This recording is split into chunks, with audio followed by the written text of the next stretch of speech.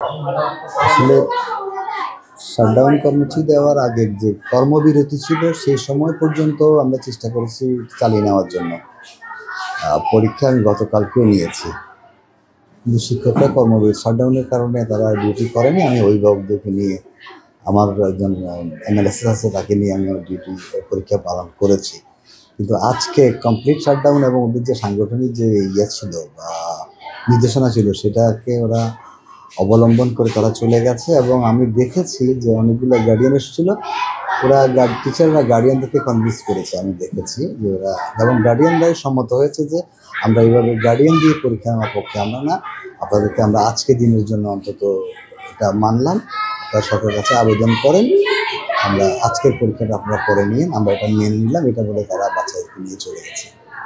এই পর্যন্ত এই পরীক্ষা বন্ধ করা আসলে খুব খারাপ লাগছে, কিছু করার নেই।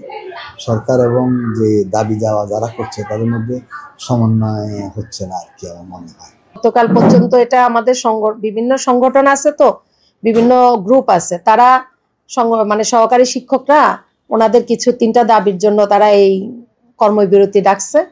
তো এর ভিতরে গত কয়েকদিনও দেখা গেছে যে কোনো সংগঠন এটার সাথে আছে, কেউ নাই বা একটু ইতে ছিল।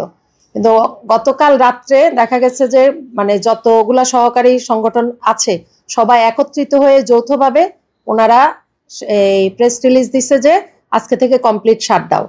তো এই কারণে মানে আমাদের স্কুলের সহকর্মীরা ওটার সাথে একাত্ম হয়ে তারা আজকে পরীক্ষা নিবে না বলে সিদ্ধান্ত নিছে।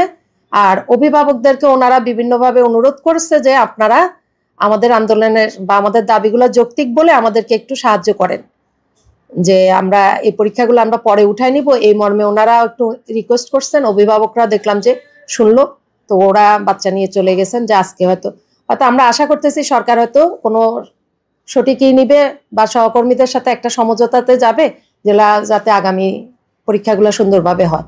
আর এই পরীক্ষাগুলো ওনারা মানে করছেন যে বন্ধের মধ্যে হলেও এগুলা মানে নির্দিষ্ট সময়ের কাছাকাছি সময় এটা উঠায় নিবেন এভাবে। তো এটাই আমরা তো আশা করতেছি যে অবশ্যই সহকারী শিক্ষকেরা করবে, এগুলা তো আর অভিভাবকরা পারবে না। পরীক্ষার হলে হয়তো ওনারা কিছুক্ষণ ডিউটি দিতে পারবেন, কিন্তু খাতা মূল্যায়ন, ফলাফল তৈরি এগুলা কোনো অভিভাবকের পক্ষে সম্ভব না। তো সেক্ষেত্রে আমরা আশা করতেছি বা যারা আন্দোলনরত শিক্ষকরাও আশা করতেছে যে এর ভিতরে সরকারিভাবে সরকার মহোদয় কোনো উদ্যোগ নেবেন যাতে ওনারা সন্তুষ্ট হয়ে ওনারা কর্মে ফিরতে পারেন। ওনাদের মাধ্যমে আমাদের বাকি কাজগুলা হবে। আমাদের পরীক্ষার্থী আমাদের স্কুলে আছে 445 জন টোটাল। পরীক্ষা শেষ হওয়ার কথা ছিল আগামী 10 তারিখে। 10 তারিখে আমাদের শেষ ছিল, তো 11 তারিখ থেকে আমাদের আবার সরকারিভাবে বন্ধ ছিল স্কুল।